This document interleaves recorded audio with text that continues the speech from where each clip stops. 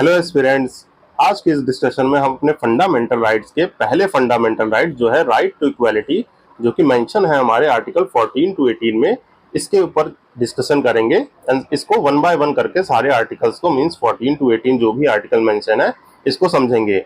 मैंने इससे पहले जो है कि फंडामेंटल राइट्स को याद करने में अगर कोई कंफ्यूजन होती है आपको, तो उस पर एक वीडियो बना रखी है ट्रिक्स की, आप उसको जाके जो है कि देख सकते हैं। और उसकी लिंक जो है कि मैं डिस्क्रिप्शन में डाल दूंगा। जैसे मैंने 14 टू 18 आर्टिकल के लिए एक ट्रिक बनाई थी, मॉर्निंग बनाया था स्टेटमेंट कि लॉ की CD for jobs to and titles. Means इस निमोनिक से हम अपने आर्टिकल 14 टू 18 को याद कर सकते हैं। जैसे 14 जो है बात करता है आर्टिकल 14 की, इक्वालिटी बिफोर लॉ की। CD no caste discrimination means article 15 की बात करता है। Then jobs equal opportunity in job जो आर्टिकल 16 की बात करता है। एंड से हम याद रखेंगे and to abolish the untouchability. And 18 जो है आर्टिकल जो है टाइटल्स का है, जो है कि अबॉलिश टाइटल्स। तो इसी तरीके से इंटरेस्टिंगली उसमें मैंने सारे आर्टिकल्स की बात कर रखी है। सो आइए आज के डिस्कशन को हम स्टार्ट करते हैं और वन बाय वन देखते हैं कि आर्टिकल्स 14 टू 18 में क्या क्या मेंशन है। सो पहला जो है कि राइट टू इक्वालिटी में आर्टिकल है वो है आर्टिकल 14, जो बात करता है इक्वालिटी बिफोर लॉ की। मींस कि law will not have any favourable provisions for any individuals, it will treat every one equally without bias और फेवर। मीन्स जो भी हमारे यहाँ पे लॉ है, हम जानते हैं कि हमारा कॉन्स्टिट्यूशन यहाँ पे सुप्रीम लॉ ऑफ लैंड है, तो जो भी लॉ बनेंगे वो किसी को भी फेवरेबल प्रोविजंस नहीं देगा और ना किसी इंडिविजुअल को। मींस किसी इंडिविजुअल को कोई फेवरेबल चीजें प्रोविजंस नहीं मिलेंगे। ये सबको इक्वली ट्रीट करेगा विदाउट बायस और फेवर, मतलब किसी के पक्ष और फेवर में ना होके ये जो है कि सबको इक्वली ट्रीट करेगा। तो हम देखते हैं कि इक्वालिटी बिफोर लॉ में जो है क्या क्या प्रोविजंस दिए गए। ये डील करता है मेन बेसिकली टू कॉन्सेप्ट पे, जो है equality before law and equal protection of law. अभी हम जिसको जो है कि ब्रीफली समझेंगे। और ये बात करता है कि ये राइट जो है कि राइट टू इक्वालिटी जो आर्टिकल 14 में है वो सबको मिलेंगे, सभी पर्सन्स को जो है कि दिए जाएंगे। मीन्स हम जानते हैं कि जो है कि अपना इंडिया जो है कि सिटीजन पीपल्स को दो तरीके से ट्रीट करता है, that is citizens and aliens. अब कुछ कुछ राइट्स होते हैं जो एलियंस को नहीं दिए जाते हैं, मतलब कि जो अदर कंट्री के लोग हैं, जो अदर कंट्री है मींस फॉरेन ओरिजिन के, उनको सर्टेन राइट्स नहीं दिए जाते हैं। पर आर्टिकल 14 जो है सारे जो है कि सारे पर्सन्स को मिलता है, मींस सिटीजन्स हो चाहे फॉरेनर्स हो। तो आइए हम देख लेते हैं what is equality before law and equal protection of law. Equality before law जो है कि बात करता है कि कोई भी लॉ है वो सबके लिए इक्वली होगा। मींस कोई भी लॉ अगर इन्फोर्स करना है, एडमिनिस्टर करना है, तो वो सबके साथ इक्वली मींस इक्वली जो है कि ट्रीट किया जाएगा। इसका इम्प्लीकेशंस क्या है कि no special provision for favour in any person. Mean जो है कि किसी भी पर्सन के लिए कोई भी फेवर नहीं किया जाएगा, सबको जो है कि like should be treated like होंगे यहाँ पे। And equal subjection to all person to the ordinary law of the land administered by the ordinary law courts. Means no person rich और पुअर, हाई और लो, ऑफिशियल और no official is above the law. Means यहाँ पे किसी तरह का भी किसी को भी प्रिविलेज नहीं दिया जाएगा। यहाँ पे सभी लोग सेम है। मीन्स कोई एक रिच आदमी हो जो मतलब मान लीजिए बहुत ही अच्छी अमाउंट ऑफ वेल्थ को जो है कि होल्ड कर रहा हो, कोई एक पुअर आदमी हो, तो उसके लिए भी सबके लिए जो है कि सेम लॉ अप्लाई होगा, किसी के साथ कोई डिस्क्रिमिनेशन नहीं किया जाएगा। और ये एक ब्रिटिश ओरिजिन का कॉन्सेप्ट है। मीन्स ये जो है कि इक्वालिटी बिफोर ऑफ लॉ ये ब्रिटिश में जो है कि फॉलो किया जाता है, और इसको देखा जाए तो एक नेगेटिव कॉन्सेप्ट है। And it implies absence of any special privileges in favour of individual. अब जैसे कि हम जान सकते हैं कि मतलब सोसाइटी में कभी भी जो है कि अभी जो है कि कभी भी एक इक्वालिटी जो है कि नहीं हो सकती। हमें जो है कि सर्टेन फेवर्स देने होते हैं कि अपलिफ्टमेंट ऑफ द सोसाइटी हो, वेलफेयर का। जो हमारा इंडिया जो है कि एक सोशलिज्म वेलफेयर मॉडल को फॉलो करता है, तो उसमें जो है कि ये कॉन्सेप्ट जो है कि नेगेटिव कॉन्सेप्ट हो जाता है। इसमें जो है कि सर्टेन एक्सेप्शंस होते हैं। मीन्स क्या एक्सेप्शन होते हैं, जैसे डिप्लोमेट्स हो गए, डिप्लोमेट से कुछ प्रिविलेजेस हैं।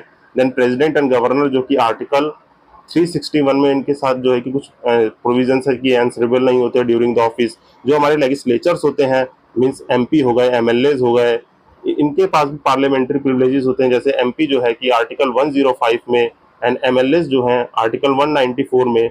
इनको जो है कि लेजिस्लेशन के वक्त जो है कि असेंबली और जो है कि पार्लियामेंट में स्पेशल प्रिविलेजेस प्रोवाइडेड हैं। तो ये कुछ जो है कि इक्वालिटी बिफोर लॉ के एक्सेप्शंस हैं। अब इसमें क्या होता है, state role is negative in nature. Means state का जो है कि कोई खास रोल होता नहीं है। क्यों? क्योंकि वो इस अपलिफ्टमेंट ऑफ द सोसाइटी के लिए कोई काम नहीं कर रहा होता है। एंड ये खाली जो है इंश्योर करता है पॉलिटिकल डेमोक्रेसी की। मीन्स यहाँ पे सोशल और इकोनॉमिक डेमोक्रेसी की बात नहीं होगी, ये पॉलिटिकल डेमोक्रेसी मीन्स जो है कि सारे जो है कि लॉ को जो है कि सबके साथ इक्वली ट्रीट करना है रिस्पेक्टिव ऑफ देयर आइडेंटिटी। तो अब देखते हैं हम जो है कि इक्वल प्रोटेक्शन ऑफ लॉ किसकी बात करता है। इक्वल प्रोटेक्शन ऑफ लॉ बात करता है कि सारे person, all person in similar circumstances shall be given the same rights and liabilities.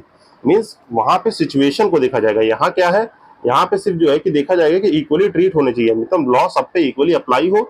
यहाँ पे जो है कि यहाँ पे जो है कि सिमिलर सर्कमस्टेंसेस होने चाहिए। मतलब मान लीजिए कोई एक बंदा है, जैसे मान लीजिए हम एग्जांपल रिजर्वेशन का एग्जांपल है, तो कोई अनप्रिविलेज्ड जो है चाइल्ड है, मतलब जो स्टूडेंट है, वो जो है कि उसको जो है कि रिसोर्सेज की अवेलेबिलिटी कम है, तो इसके लिए जो है कि सर्टेन जो है कि स्टेट प्रोविजंस बनाता है, जैसे रिजर्वेशन हो गया, कि वो अपलिफ्ट हो सके और एक जो मतलब दूसरे नॉर्मल स्टूडेंट से वो कॉम्पिटिट करने के लायक हो सके। तो इक्वल प्रोटेक्शन ऑफ लॉस की बात करता है। यहाँ पे क्या है, equal treatment in similar circumstances both in privilege and liability imposed by the law and similar application of the same law to all persons who are similarly situated। Means जो है कि सब समानते पे रहेंगे तभी होगा ये। Like should be treated alike without any discrimination. और ये जो है कि यूएस ओरिजिन का कॉन्सेप्ट है। मीन्स जो है कि इसका जो है कि ये फॉलो जो होता है यूएस ओरिजिन में होता है, और ये पॉजिटिव एप्लीकेशन करता है। मीन्स ये सर्टेन जो है कि अफर्मेटिव एक्शंस की बात करता है। मींस अफर्मेटिव एक्शंस की बात करता है जो है सोसाइटी में अपलिफ्टमेंट का काम करती हैं। It ensures that every person enjoy equal protection and provide similar treatment instead of the identical, that is equality advocated for only those who are equal and no discrimination among all.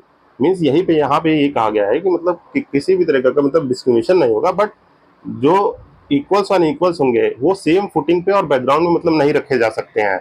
Means मान लीजिए कोई यहाँ पे खड़ा है और किसी के पास कम रिसोर्सेज यहाँ पे खड़े हैं, तो इनको जो है कि सर्टेन रिसोर्सेज देके हम बराबर लाने की कोशिश करेंगे। तो यहाँ पे क्या है, स्टेट का जो है कि पॉजिटिव रोल होता है and affirmative action by the state लिया जाता है, और ये इंश्योर करता है सोशल और इकोनॉमिक डेमोक्रेसी को। मीन्स हमारा जो है कि इक्वालिटी बिफोर लॉ ये सिर्फ पॉलिटिकल डेमोक्रेसी को जो है कि अपहोल्ड कर रहा था, पर इक्वल प्रोटेक्शन ऑफ लॉ क्या है, वो जो है कि दोनों सोशल प्लस इकोनॉमिक डेमोक्रेसी दोनों को होल्ड करता है। तो हमने देख लिया कि what is this concept, two concept, equality before law and equal protection of law जो है कि क्या है। अब मुझे आप कमेंट सेक्शन में बताइए कि हम जो है कि इनमें से कौन सा जो है कि फॉलो करते हैं।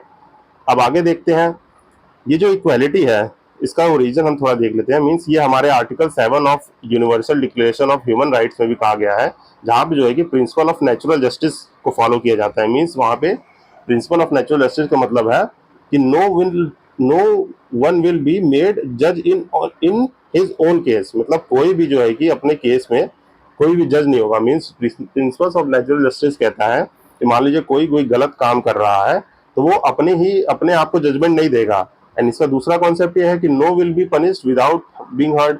मीन्स अगर कोई किसी को सजा भी देनी है किसी चीज के लिए, जो किसी उसकी रॉन्ग डूइंग्स के लिए, तो वो जो है कि उसको एक मौका दिया जाएगा कि वो अपने आप को एक्सप्लेन कर सके, तब जो है कि उस पर जो है कि जजमेंट आए। यहाँ पे जैसे देख सकते हैं जो है कि ये लैटिन टर्म्स है जो है कि होमो जुडेक्स इन कॉसस हुआ, इसमें इसका मतलब है no one will be made जज in his own case, and ऑडी एल्ट्रम पार्टेम इसका मतलब ये है no will be punish without being heard.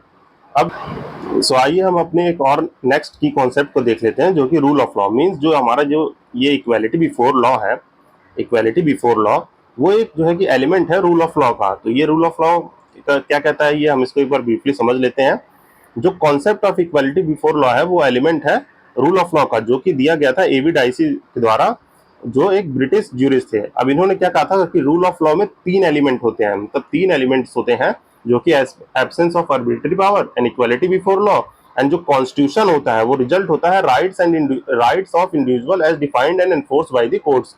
Means इन्होंने 3 एलिमेंट्स की बात की थी जो कि ये है। एंड हमारे इंडिया में जो है कि इसमें से 2 ही एलिमेंट जो है कि एप्लीकेबल टू इंडियन सिस्टम, और वो कौन से हैं, absence of arbitrary power and equality before law. अब इसका मतलब क्या है, इसका मतलब ये है कि आर्बिट्रेटरी पावर का मतलब ये है कि जैसे मान लीजिए कोई पुलिस है, पुलिस जो है किसी को अरेस्ट कर रहा है, तो वो लीगल प्रोविजंस के अंडर ही होना चाहिए। मींस किसी को वो ऐसे भी अरेस्ट करके जो है कि जेल में नहीं डाल सकता है। अगर वो ऐसा करता है तो वो आर्बिट्रेरीनेस आ जाएगी। मींस वो अपनी पावर्स का गलत इस्तेमाल कर रहा है। यहाँ पे एब्सेंस ऑफ आर्बिट्री पावर का ये मतलब है कि मतलब कुछ भी एक्शन किसी भी अथॉरिटी का कोई भी एक्शन जो है वो जो है लीगल होना चाहिए और वो लॉ के साथ इनकॉपरेट हो, तभी जो है कि वो सही माना जाएगा। एंड देन अगला क्या है, इक्वेलिटी बिफोर लॉ। मीन्स यहाँ पे हम जो है कि सबको जो है कि इक्वली जो है कि equal protection of law provide करते हैं। एंड थर्ड एलिमेंट जो है कि इंडिया में जो है कि हम नहीं फॉलो करते हैं, क्यों? क्योंकि हमारे यहाँ पे कॉन्स्टिट्यूशन जो है सुप्रीम है, और वो जो है कि लार्जर गुड की बात करता है, लार्जर गुड की। मीन्स हम यहाँ पे सोसाइटी को जो है कि ज्यादा प्रेफरेंस देते हैं, ना कि इंडिविजुअल राइट को। मान लीजिए कोई इंडिविजुअल है, वो एक छोटे से राइट्स की बात कर रहा है अपने, मतलब एक एक स्मॉल सेक्शन या इंडिविजुअल का कोई एक छोटा राइट है, मीन्स उसका कोई राइट जो लार्जर गुड के लिए, मीन्स लार्जर सोसाइटी को इम्पैक्ट करेगा, तो वो यहाँ पे बात नहीं होती। जबकि ब्रिटिश कॉन्स्टिट्यूशन ये बात करता है कि constitution is the result of rights of individual as defined and enforced by the court. Means वहां पे जो है कि ये कॉन्स्टिट्यूशन में राइट जो है इंडिविजुअल से ड्राइव है, पर यहाँ पे जो है कि हमारा कॉन्स्टिट्यूशन इसी चीज को इसलिए फॉलो नहीं करता, क्योंकि हम जो है हम लार्जर एक्सपेक्ट में बात करते हैं सोसाइटी के। तो सुप्रीम कोर्ट ने जो है कि रूल ऑफ लॉ को बेसिक फीचर ऑफ कॉन्स्टिट्यूशन बताया था, और इसमें सिर्फ दो एलिमेंट होंगे, absence of arbitrary power and equality before law. So इसी के साथ हमने देख लिया कि हमारा आर्टिकल 14 जो है इक्वालिटी बिफोर लॉ किसकी बात करता है। आप इसको जो है कि एक बार पढ़ लीजिएगा तो अब जो है कि इसको समझ में आ जाएगा कि equality before law and equal protection of law क्या है। एंड देन इस कॉन्सेप्ट को याद रखिएगा। तो अब आइए हम आगे बढ़ते हैं और बात करते हैं व्हाट इज अफर्मेटिव एक्शन। जो हमने बात की थी कि मतलब इक्वल प्रोटेक्शन ऑफ लॉ में अफर्मेटिव एक्शन जो देता है स्टेट जो है पॉजिटिव रोल प्ले करके अफर्मेटिव एक्शन देता है, वो होता क्या है? Affirmative action is nothing but ये जो है कि गवर्नमेंट की पॉलिसी या प्रैक्टिस है जो अपॉर्चुनिटी को इंक्रीज करे फॉर हिस्टोरिकली मार्जिनलाइज ग्रुप। मतलब कि जो भी SC ST हैं, या मतलब जो बैकवर्ड कास्टेज है, इकोनॉमिकली वीकर सेक्शन या सोशली इकोनॉमिकली बैकवर्ड कास्ट, इन सबको अपलिफ्ट करने के लिए जो भी एक्शन लेगी सरकार जो है गवर्नमेंट, वो अफर्मेटिव एक्शन कराएंगे। जैसे जो है कि एजुकेशन और एम्प्लॉयमेंट में रिजर्वेशन देना। और ये डॉक्ट्राइन जो है कि ये एक ही रीजनेबल क्लासिफिकेशन पे होना चाहिए। ऐसा ही नहीं कि मतलब किसी भी सेक्शन को जो है कि उठा के जो है कि रिजर्वेशन दे दिया। ये जो है कि एक रीजनेबल क्लासिफिकेशन पे है, जो कि एक डॉक्ट्राइन है। अब ये 42 अमेंडमेंट 1956 से इंट्रोड्यूस किया गया था, जिसने एक्सेप्शन इंट्रोड्यूस किया था इक्वालिटी प्रिंसिपल में, और मेड किया था कि वो रीजनेबल क्लासिफिकेशन हो, मीन्स वो लीगल हो। And it is the classification made on the reasonable basis the legislature can deal with the two sets of individual. Means यहाँ पे लेजिस्लेचर जो है इंडिविजुअल को दो तरीके से ट्रीट कर सकता है। मीन्स एक जो अपलिफ्टेड है, एक जो मार्जिनलाइज ग्रुप है, और उनके लिए सर्टेन प्रोविजंस बना के। And the scope of the reasonable classification is usually determined by its capacity in supporting some specific regulation or legislation that are particularly addressed to the certain situation or conditions. Means example, जैसे मान लीजिए women है, women अगर कोई official women जो job कर रही है या किसी जो है कि एम्प्लॉयमेंट में है, तो उनके लिए मैटरनिटी लीव बेनिफिट जो है कि उनके लिए अप्लाई होगा, ना कि किसी और के लिए। यही जो है कि रीजनेबल क्लासिफिकेशन है। मीन्स कोई कोई ऐसा नहीं कह सकता है। मान लीजिए अभी तो पैटर्नल लीव की बात होने लगी है, मीन्स जो है फादर को भी लीव मिलती है, बट जो है कि वुमेन जो वर्किंग कंडीशन में है और उनको मैटरनिटी लीव चाहिए, तो इसके लिए अलग से लॉ प्रोवाइड किया गया है, उनको जो है कि दिया जा सकता है ये। Then what is the constitutional validity of classification test. ये जो है कि इस जजमेंट में आया था, जो कि state of West Bengal versus Anwar Ali Sarkar 1952 में जो है कि ये दिया था। और इसमें सुप्रीम कोर्ट ने कहा था कि classification test is mean to check for the reasonable comparison between person और क्लास ऑफ पर्सन। मीन्स जो है कि इसको जो है कि इसीलिए रूल किया गया, मीन्स क्लासिफिकेशन टेस्ट जो है कि किसी का अनरीजनेबल कंपैरिजन हो पर्सन और क्लास ऑफ पर्सन के बीच में। देन इसके जो है कि क्या क्या कंडीशंस होने चाहिए, इसके कंडीशन होने चाहिए कि वो इंटेंजिबल डिफरेंशिया, मीन्स उसका एक क्वांटिफिकेबल डाटा हो, और जो है कि वो डिफरेंस को मेड कर रहा हो, और डिफरेंस ऐसा ना हो कि rational and the difference must be rational relation to the purpose sought to be achieve by the act. Means जो भी ये जो है कि डिफरेंशिया होगा, मतलब जो भी डिफरेंस होगा इन सेट्स ऑफ इंडिविजुअल के बीच, मतलब पर्सन और क्लास के बीच में, क्लास ऑफ पर्सन के बीच में, वो जो है कि कोई भी एक्ट, जैसे यहाँ पे हमने एग्जाम्पल देखा था मैटरनिटी बेनिफिट लीव, जो है कि वो एक्ट जो है, मतलब ये मैटरनिटी बेनिफिट एक्ट जो है कि वो पर्पस को फुलफिल करे, तभी जो है कि वो इस क्राइटेरिया को, क्लासिफिकेशन टेस्ट क्राइटेरिया को पास करेगा, एंड वो रीजनेबल जो है कि क्लासिफिकेशन में आएगा। So this is the about the affirmative actions. आप इसको एक बार जो है कि अच्छे से रीड आउट करेंगे तो समझ में आ जाएगा, जो हमारा इक्वल प्रोटेक्शन ऑफ लॉ को डिफाइन करता है। सो आइए हम जो है कि अपना आर्टिकल 15 देखते हैं, जो कि बात करता है provision of discrimination on the certain grounded. Means जो है कि किसी भी तरह का किसी के साथ कोई डिस्क्रिमिनेशन नहीं होगा। और इसमें क्या क्या प्रोविजंस हैं वन बाय वन करके देख लेते हैं। जो आर्टिकल जो है कि 15 जो है कि कहता है कि states and not discriminate any citizen, मतलब किसी भी सिटीजन को ओनली, यहाँ पे ओनली को ध्यान रखना हमें, only of religion, race, caste, sex, place of birth और any combination thereof. Means या तो इन सब के इंडिविजुअल पे या तो इनको कलेक्टिवली देख के किसी भी तरह का कोई डिस्क्रिमिनेशन नहीं होगा। इसके अलावा कोई भी हो सकते हैं, मतलब अदर टाइप का हो कि मान लीजिए कोई एम्प्लॉयमेंट में किसी को जो है कि रेजिडेंस का बेनिफिट देना हो तो वो गवर्नमेंट कर सकती है, वो एक रीजनेबल रेस्ट्रिक्शंस में आ जाएगा, मतलब वो रीजनेबल रेस्ट्रिक्शन में आएगा और वो स्टेट जो है वहाँ पे जो है कि अफर्मेटिव एक्शंस लेने के लिए कर सकती है। Then it is applicable against the state action only and available to the citizen, means discrimination on the other ground is allowed, for example qualification of weight, height in police services।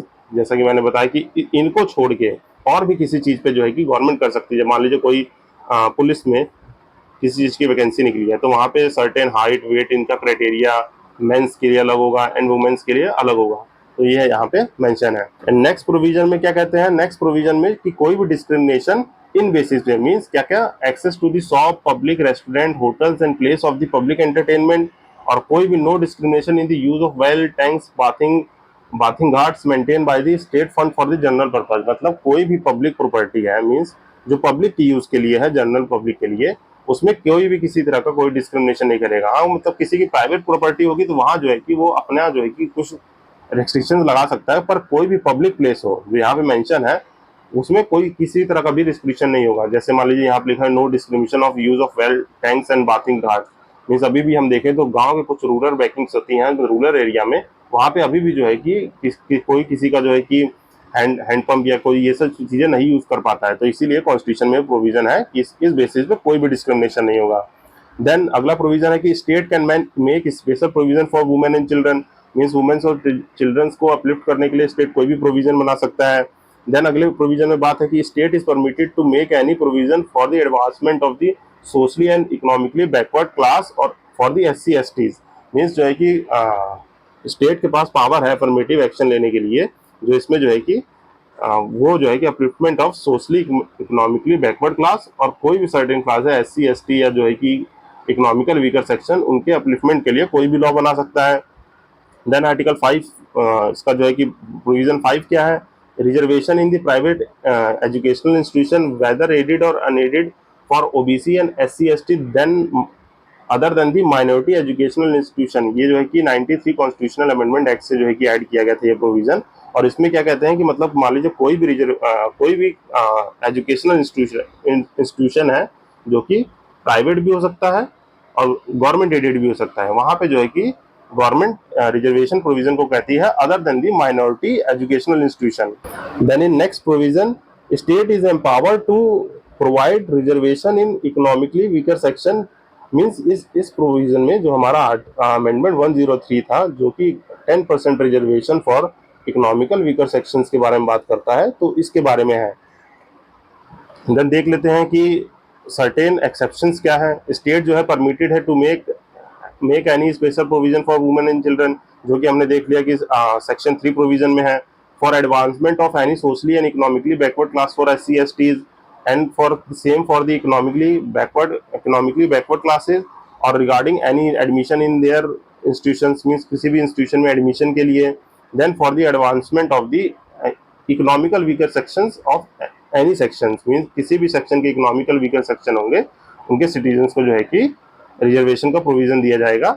और इसके जो है कि अलग अलग criteria हैं, अगर वो जानना है तो इस पर मैं एक डिटेल्ड अलग से वीडियो बना दूंगा कि मतलब ये कैसे कैसे इवॉल्व हुआ है। देन अब आइए हम अपना अगला आर्टिकल देखते हैं जो कि आर्टिकल 16 है। आर्टिकल 16 क्या बात करता है, आर्टिकल 16 जो है equality of opportunity in public employment. Means हमने देख लिया था अभी आर्टिकल 14 जो है वो हमारी इक्वालिटी बिफोर लॉ की बात करता है, इक्वालिटी बिफोर लॉ की। एंड 15 आर्टिकल जो है कि बात कर रहा था हमारा किसी भी तरह का डिस्क्रिमिनेशन नहीं हो on the certain grounded, but there are some reasonable restriction, मतलब कि स्टेट के पास अफर्मेटिव एक्शन लेने की पावर है। अब देखते हैं कि आर्टिकल 16 में equal opportunity in public appointment means हमारे पास जो है कि सभी सिटीजन्स के पास एक इक्वल अपॉर्चुनिटी है फॉर पब्लिक एम्प्लॉयमेंट। अब इसमें क्या है कि this right is available only with the citizens is only, मतलब यहाँ पे जो है कि ये खाली सिटीजन्स को दिया जाएगा, and applicable to the only public institution not the private institution. Means यहाँ पे खाली पब्लिक इंस्टीट्यूशन, मतलब जो स्टेट के द्वारा हेल्ड की गई है, मीन्स जो इंस्टीट्यूशन स्टेट के द्वारा हेल्ड है उन्हीं में होगा, नॉट दी प्राइवेट ऑर्गेनाइजेशंस। और ये खाली हमारे सिटीजन्स को राइट मिलेगा, ये फॉरेन एलियंस को नहीं मिलेगा। तो इसमें देख लेते हैं क्या क्या प्रोविजंस है हम। तो आर्टिकल 16(1) में सेक्शन 1 में क्या कहा गया है कि equality of opportunity in public employment, और स्टेट जो है कि can not no citizen can be discriminated और made eligible for the employment of any office under the state on the ground of only religion, race, caste, sex, decision, place of birth और residence. Means यहाँ पे ये only word in सब पे apply होगा। इसके अलावा अगर कोई भी रीजनेबल जैसे रेस्ट्रिक्शन, मतलब रीजनेबल क्लासिफिकेशन आ रहा है तो वो जो है कि गवर्नमेंट कर सकती है। जैसे कि देखिए descent and place of birth are not present in the article 15, means article 15 में प्लेस ऑफ बर्थ और ये रेजिडेंस की बात नहीं की गई थी, पर यहाँ पे जो है कि बात की गई है कि इनको भी छोड़ के जो है कि कोई और डिस्क्रिमिनेशन गवर्नमेंट कर सकती है। जैसे आर्टिकल 16 के सेक्शन 3 में देखें तो resident can be prescribe for the certain type of employment और appointment in the state by the parliament. जैसे मान लीजिए अब यूपी है, यूपी मान लीजिए कोई वैकेंसी निकाल रहा है तो उसमें वो रेजिडेंस को एक एसेंशियल क्वालिफिकेशन बना सकता है कि मीन्स जो है कि यहाँ के लोग ही इस जॉब के लिए अप्लाई कर सकते हैं। ये एक एग्जाम्पल के तरीके से हम समझ सकते हैं कि मतलब कोई भी स्टेट अपने रेजिडेंस को एक क्लास क्राइटेरिया बना सकता है उस एम्प्लॉयमेंट के लिए। देन आर्टिकल 16(4) में क्या कहा गया है? आर्टिकल 16(4) में ये है कि state can provide reservation for the appointment और post in any backward class that is not adequately represented in the state services. मतलब यहाँ पर रिजर्वेशन इन प्रमोशन की बात की गई है कि कोई भी जो है मान लीजिए कोई भी बैकवर्ड क्लास है उनका जो है कि एडुकेट रिप्रेजेंटेशन, मतलब कि किसी सर्विसेज में उस सर्टेन सेक्शन से बहुत कम लोग हैं, तो यहाँ पे जो है कि रिजर्वेशन इन प्रमोशन की बात की गई है, जो अभी आगे हम देखेंगे किस किस की स्टडी से इवॉल्व हुआ है। तो 16 आर्टिकल का सेक्शन 4 में क्लॉज ए क्या कहता है कि प्रमोशन जो है कॉन्सिक्वेंशियल सीनियोरिटी से मैच करना चाहिए, जो 85th अमेंडमेंट में आया था, जो कि 85th अमेंडमेंट हमारा जो है कॉन्सिक्वेंशियल सीनियोरिटी की बात करता है।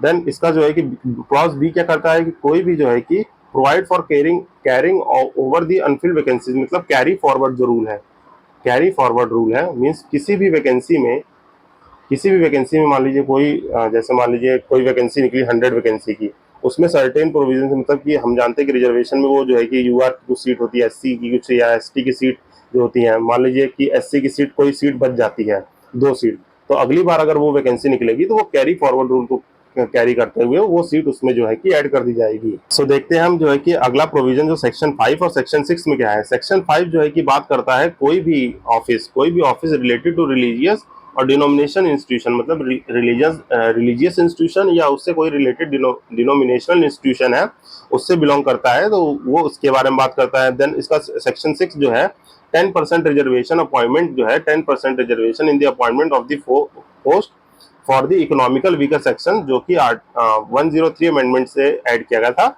उसके बारे में बात करता है। सो ये जो है कि हमने देखा जो अपना इक्वल अपॉर्चुनिटी है, equality of opportunity in public appointment, इस आर्टिकल में क्या क्या प्रोविजंस है। अब हम इसे इम्पोर्टेंट जो है कि जजमेंट और कमीशंस देख लेते हैं क्या क्या है।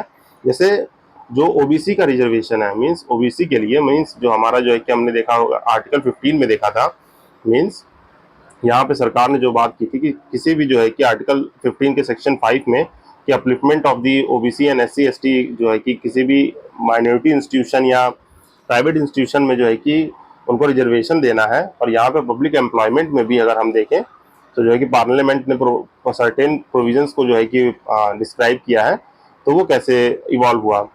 तो देखते हैं पहला जो है कि मंडल कमीशन फॉर्म हुआ था 1979 में, मीन्स मंडल कमीशन को फॉर्म किया गया अंडर आर्टिकल 340 1979 में, जो इसने आइडेंटिफाई किया कि 52% पॉपुलेशन ऑफ दी ओबीसी जो है, मतलब जो हमारी 52% पॉपुलेशन का ओबीसी पोर्शन है उसको जो है कि 27% रिजर्वेशन की जरूरत है। एंड ये जो है मंडल कमीशन ने सिर्फ ये रिकमेंड किया था कि ये 27% रिजर्वेशन एप्लीकेबल होना चाहिए। फिर इन 1990 जब वीपी सिंह की गवर्नमेंट आई तब इन्होंने ये 27% रिजर्वेशन को एप्लीकेबल कर दिया। देन नेक्स्ट जो है कि इंदिरा स्वामी केस 1992 का था, उसमें जो है कि जजमेंट दिया गया कि total reservation should not exceed 50%, मतलब कि 50% रूल बनाया गया, 50% रूल, कि मतलब जितना भी रिजर्वेशन कोई भी पॉलिसी है फॉर द पब्लिक एम्प्लॉयमेंट वो 50% से एक्सीड नहीं करनी चाहिए। मतलब ओबीसी एंड SC/STs के रिजर्वेशन को मिला के इससे ज्यादा नहीं होना चाहिए। Then carry forward rule is valid, मतलब कैरी फॉरवर्ड रूल जो है कि इसको वैलिड कर दिया गया, and should not violate the 50% rule. And merit कभी भी कॉम्प्रोमाइज नहीं होनी चाहिए, means merit should not be compromise. And no reservation in promotion, यहाँ पे जो है कि कोई भी जो मतलब हमारे 16(4) में बात की गई है, आर्टिकल 16 के सेक्शन 4 में, उसमें जो है कि बात यहाँ पे कहा गया कि कोई भी रिजर्वेशन में प्रमोशन नहीं होगा, जो आगे जाके चेंज होगा हम आगे देखेंगे।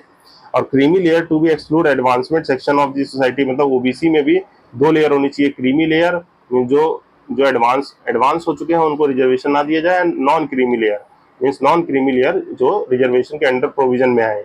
देन इस कहा गया कि एक परमानेंट जो है कि स्टैट्यूटरी बॉडी जो है कि सेट की जाए जो एग्जामिन करे इंक्लूजन और under inclusion in the OBC list, मतलब ओबीसी और ओबीसी में क्रीमी नॉन क्रीमी लेयर को एग्जामिन करने के लिए एक जो है कि स्टैट्यूटरी बॉडी जो है कि इस्टेब्लिश की जाए।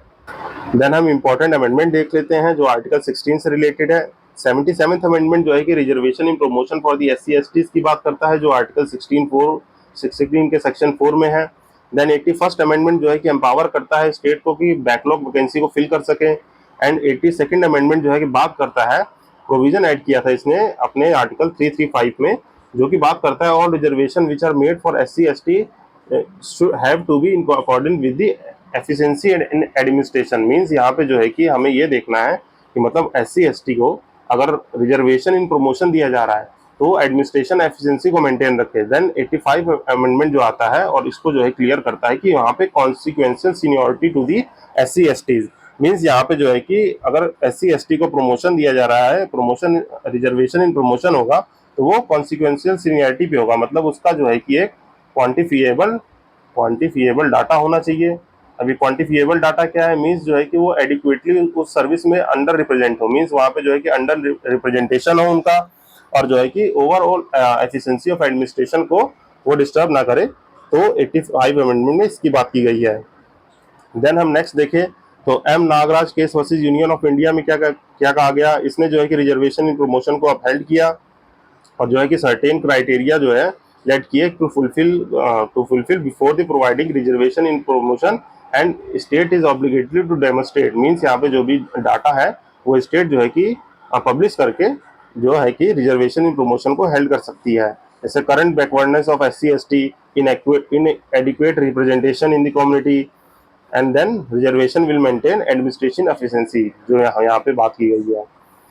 देन हम अपना नेक्स्ट केस देखते हैं जो जरनाल सिंह केस है। उसमें जो है कि सुप्रीम कोर्ट ने struck down the backwardness criteria, means no need for the state to collect the quantifiable data on the backwardness of SC and ST। And अगला प्रोविजन इसमें था कि need to prove the adequate inadequate representation, मतलब states को prove करना होगा inadequacy of representation in relation to specific cadre not in the promotion of SC/ST population in the state. Means जो है कि वो उसी कैडर में, मान लीजिए कोई डिपार्टमेंट कैडर है, वो पर्टिकुलर डिवीजन में आपको जो है कि इनएडिक्वेसी मतलब कि जो है कि अंडर रिप्रेजेंटेशन को प्रूव करना होगा, ना कि whole as a whole population के लिए।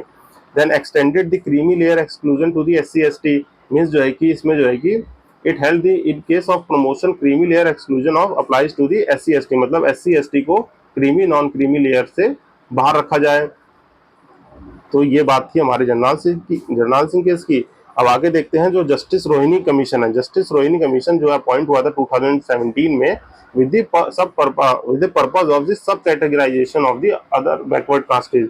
मींस जस्टिस रोहिणी कमीशन ने ये बात की थी कि अदर बैकवर्ड कास्ट हैं उनमें भी जो है कि क्रीमी लेयर और नॉन क्रीमी लेयर की बात की जाए। तो इसी के साथ हमने देख लिया जो हमारा जो आर्टिकल 16 है, इक्वल अपॉर्चुनिटी इन दी पब्लिक एम्प्लॉयमेंट, वो क्या क्या बात करता है और इसमें इंपॉर्टेंट जजमेंट और कमीशन क्या क्या है। सो आइए हम अपना जो है कि नेक्स्ट आर्टिकल देखते हैं जो कि आर्टिकल 17 है, जो बात करता है एबोलिशन ऑफ द अनटचेबिलिटी की। अब इस आर्टिकल में क्या मेंशन है, हम देखते हैं कि इसमें जो है कि कहा गया है कि जो आर्टिकल है अबॉलिश करता है अनटचेबिलिटी इन एनी फॉर्म, मतलब किसी भी फॉर्म में कोई भी अनटचेबिलिटी प्रैक्टिस है उसको जो है कि अबॉलिश करना है। और ये अप्लाई होता है दोनों स्टेट और प्राइवेट सिटीजन बोथ के लिए, मीन्स ये जो है कि एप्लीकेबल है बोथ और प्राइवेट सिटीजन, मीन्स ये सबके लिए एप्लीकेबल है, कोई भी इससे जो है मतलब इससे आउट स्कोप नहीं है। और टर्म अनटचेबिलिटी है, मीन्स ये टर्म कहीं भी डिफाइंड नहीं है कॉन्स्टिट्यूशन में, हाउएवर ना किसी कॉन्स्टिट्यूशन में डिफाइन है ना ही किसी एक्ट में डिफाइन है। हाउएवर जो हमारा मद्रास हाई कोर्ट है, मद्रास हाई कोर्ट उसने जो है कि अनटचेबिलिटी को, मद्रास हाई कोर्ट ने अनटचेबिलिटी को कोई भी वेग या unhuman activity, means unhuman activity जो कि किसी भी डिग्निटी को, मतलब पर्सन की डिग्निटी को हार्म करता है, तो वो जो है कि अनटचेबिलिटी के अंडर आता है। एंड ये एक एब्सोल्यूट राइट है, मीन्स ये एब्सोल्यूट राइट है, इस पर कोई भी रीजनेबल रेस्ट्रिक्शन नहीं लगेगा। जैसा कि हमने देखा था आर्टिकल 15 में जो है कि स्टेट जो है एम्पावर है कोई भी रीजनेबल रेस्ट्रिक्शन बनाने के लिए for upliftment of the society. और आर्टिकल 16 में जैसे रिजर्वेशन इन प्रमोशन हो गया या 10% रिजर्वेशन ऑफ PWS हो गया, तो यहाँ पे ऐसा कोई भी रीजनेबल रेस्ट्रिक्शन नहीं है, मतलब ये एब्सोल्यूट राइट है, इसमें कोई भी डिस्क्रिमिनेशन नहीं हो सकता है। देन जो है कि पार्लियामेंट जो है कि एम्पावर है इससे रिलेटेड लॉ बनाने के लिए, मीन्स जो है कि अनटचेबिलिटी जैसे जैसे आर्टिकल 17 में है, तो इससे रिलेटेड कोई भी एक्ट या लॉ पार्लियामेंट जो है कि बना सकती है for the punishment and dealing, मतलब इसके साथ कोई भी प्रोविजन इससे डील करे कि मतलब कैसे इसको जो है कि एंड करने के लिए डील करना है, तो पार्लियामेंट उसके लिए एम्पावर है। जैसे अभी सर्टेन जो है कि सर्टेन एक्ट चल रहा है, अभी जो है कि फिलहाल में जो है protection of civil right acts जो है कि पार्लियामेंट ने पास किया था, जो हमारा जो ये प्रिवेंशन ऑफ एट्रोसिटीज एक्ट था, जो कि prevention of atrocities act for the SC ST था, उसको जो है कि protection of civil right act कर दिया गया है अब। तो इस तरह की लॉ जो है कि पार्लियामेंट बना सकती है। अगर जो है कि इसमें जो है कि मेंस पर्पज से जो है कि हमें पढ़ना होता है, वो ये देखना होता है कि अनटचेबिलिटी, मतलब अनटचेबिलिटी का ओरिजिन क्या है, इससे रिलेटेड लॉज क्या है, उसके लिए मैं एक सेपरेट वीडियो बना दूंगा जिसमें जो है कि आर्टिकल 17 को और डिटेल्ड मैनर में डिस्कस कर लेंगे। And provision related to the reservation, मतलब जो रिजर्वेशन और रिजर्वेशन इन प्रमोशन है, ये जो केसेस हैं, इन केस लॉ को भी बहुत ही मतलब एक डिटेल मैनर में मैं एक सेपरेट वीडियो बना दूंगा जो हमारे मेन पर्पज में भी काम आएगी। देन आर्टिकल 18 जो है देख लेते हैं वो क्या बात करता है। आर्टिकल 18 जो है abolition of the titles, means कोई भी टाइटल दिया हो, जैसे पहले देखें तो हमारे राजा लोग जो है कि महाराज का टाइटल यूज करते थे, राजा ऑफ ग्वालियर यूज करते थे, तो अब वो जो टाइटल जो है कि नहीं यूज किए जा सकते हैं। तो इसमें जो है कि इसी की बात की गई है, मीन्स जो है कि state can not confirm any title on citizen of foreigners, means जो है कि स्टेट जो है कि कोई किसी को भी कोई भी टाइटल कन्फर्म नहीं करेगा। देन जो है citizen of India can not accept any title from foreign state, मतलब हमारे जो इंडियन सिटीजन्स है वो, जैसे मान लीजिए कि ब्रिटेन जो है कि कोई टाइटल देना चाहता है सर का या लॉर्ड का या नाइट का, तो वो टाइटल जो है इंडियन सिटीजन एक्सेप्ट नहीं कर सकते हैं।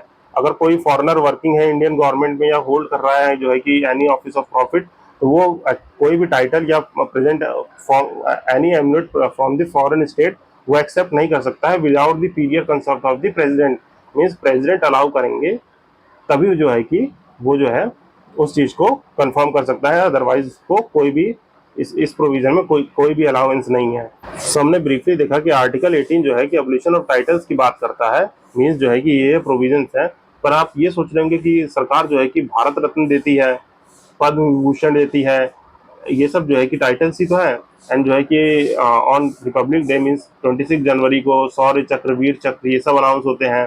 तो इसके लिए मैं इसके लिए भी एक सेपरेट वीडियो बनाऊंगा जिसमें सारे जो है कि जो गैलेंट्री अवार्ड्स होते हैं, गैलेंट्री अवार्ड्स, इसके बारे में बात करेंगे और उसमें जो है कि ब्रीफली और समझेंगे कि एबॉलिशन और मतलब टाइटल्स का जो है कि एक्सेप्शंस क्या क्या है और ये टाइटल्स यूज कर सकते हैं कि नहीं।